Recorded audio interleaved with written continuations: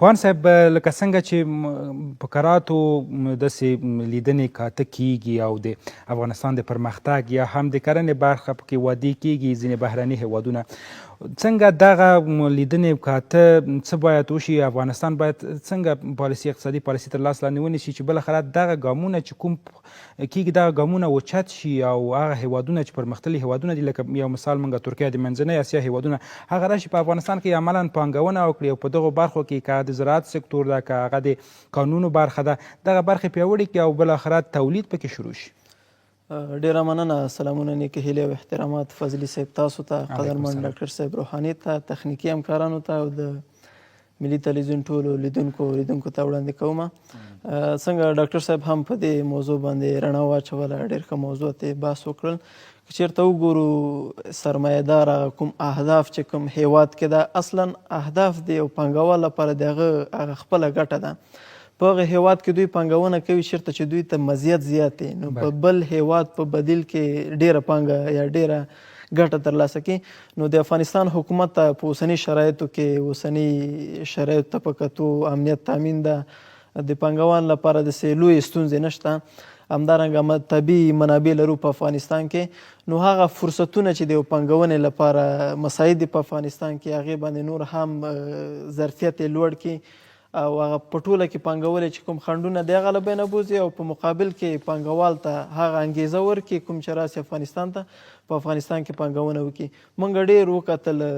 قدرمن وزیر صاحب ډېر یو فعال کس ته، ډېر تګ وراتګ کوي. تر ټولو مهمه پالیسي دولت ته دا ده چې پانګوالو ته هغه زمینه ورته مساعده کړي، هغه څه چې دوی ته اړتیا دی هغه ورته ورکړي او په ټوله کې هغوی ته انګېزه پیدا کړي چې دوی راسي افغانستان ته، په افغانستان کې پانګونه وکړي نسبت د نورو هیوادو ته به دوی دلته ډېره ګټه ترلاسه کړي. ځکه دلته موږ یو وارداتي هیواد و،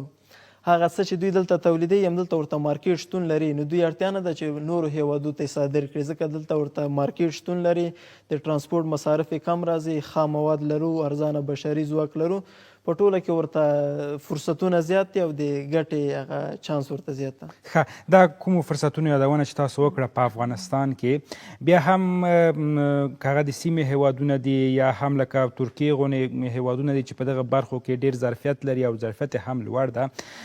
د دغو هیوادونو که چېرته پانګوال دي له پانګوالو سره مستقیمې خبرې هم کیږي بیا هم دوی تر ډېره پورې زړه نه ښه کوي. د دوی د جذب دپاره هغه کوم کارونه مهمه دي چې باید هغه ترسره کړي د اسلامي امارت حکومت تر څو دوی دلته پانګونه وکړي او افغانستان هم لکه څنګه چې جغرافیایي موقعیت یې ده هماغسې د سیمې او د نړۍ په یو اقتصادي دهلیز باندې بدل شي. که چېرته موږ ترکیې ته وګورو دوی زراعت میکانیزه مخکې هم تاسو فضلي صاحب اشاره ورته وکړه، همدارنګه یو سندي هیواد ده.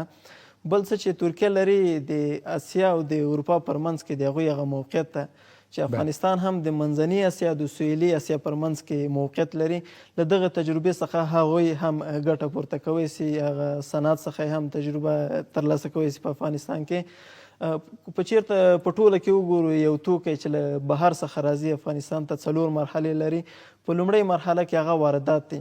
هغه کمپنۍ چې هلته تولیدات لري په لومړۍ کې کوی سو موږ هغه توکي له هغه څخه وارد کړو په لنډ مهال کې، په منځ مهال کې کوی سو د هغوی هغه ټکنالوژي څخه ګټه واخلو، هغوی سره داسې تړون وکړو چې اول موږ تاسو څخه توکی راواردوو افغانستان ته، په منځ مهال کې ستاسو هغه نمایندګیانې راوړئ دلته افغانستان ته پکې په همغه اړوند توکو کې پانګونه وکړئ او په اوږد مهال کې بهرنۍ مستقیمه پانګونه باید تاسو په افغانستان کې وکړئ ځکه هره کمپنۍ خپل مارکیټینګ ته ضرورت لري، بازار موندنې ته اړتیا لري. نو د دولت د دغه قرارداد له لارې کوی سي چې هغوی اول وارداتو ته اجازه ورکړي افغانستان کې، په منځ مهاله کې د هغوی هغه نمایندګیانې راوړي او په اوږد مهاله کې هغوی هغه مستقیمه پانګونه راسي په افغانستان کې او دلته پانګونه وکړي. کور ودان.